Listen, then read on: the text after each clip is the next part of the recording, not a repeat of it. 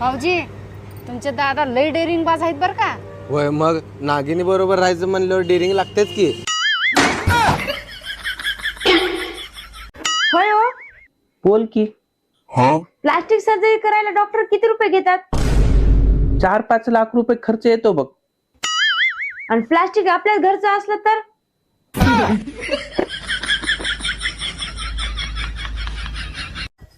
घरातील सगळे माणसं मिळून एका सुनबाईला सुखी नाही ठेवू शकत आणि त्या सुनबाईने घरातील सगळ्या माणसांना सुखी ठेवलं पाहिजे अशी अपेक्षा करता. काय जमाना आहे रे. टाकला वरी जाय बघ कामधंदा. तू मी बघतो कामधंदा. तुला एक गोष्ट बोलू का सुनबाई?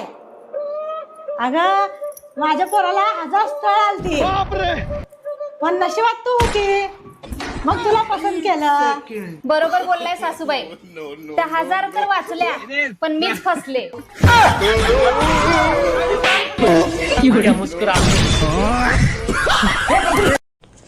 लहानपणापासून माझी एकच इच्छा होती, लग्न झाल्यावर नवऱ्याची भरपूर सेवा करावी.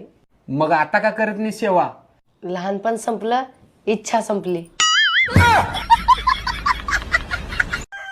उठा लवकर, सकाळ झाली. अशी खुश खबर दे की माझी झोप उडाली पाहिजे. रात्री 2 पर्यंत जिच्या सोबत चॅट केली ना ती माझीच दुसरी आयडी आहे.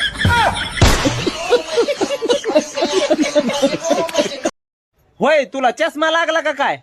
हा लागलाय की. त्याच्यामुळे म्हणतोय नवऱ्यावर जास्त लक्ष नाही ठेवलं पाहिजे. समजलं का? त्याच्यामुळेच हे असे डोळे जातात. हा बस निघालोच आहे आम्ही. बस पीओपी झाली, पेंटिंग चालू आहे. बस फायनल टचअप.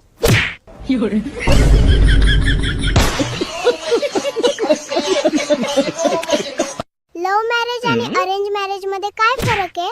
रस्त्यात चालताना अचानक नाग डसणे हे अरेंज आणि त्याच नागाजवळ नाचत नाचत जायचं आणि त्याला म्हणायचं की मला डस, हे झालं लव्ह.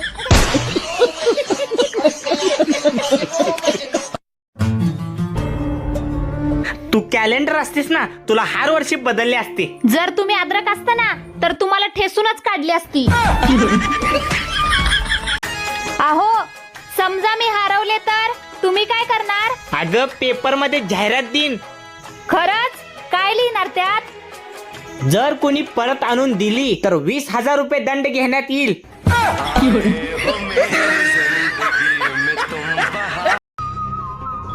कुछ तो गड़बड़ है दया. आखिर ये लोग मुझे फॉलो क्यों नहीं कर रहे? दीदी तू माझी लाडकी बहीणच लाडकी आहे. तुझी जागा माझ्या हृदयात आहे, हृदयात.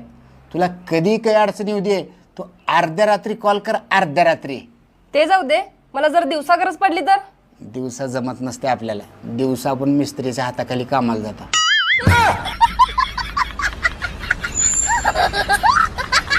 मला माहिती आहे तुम्ही डॉक्टर आहात ना. पण मला नाही माहिती.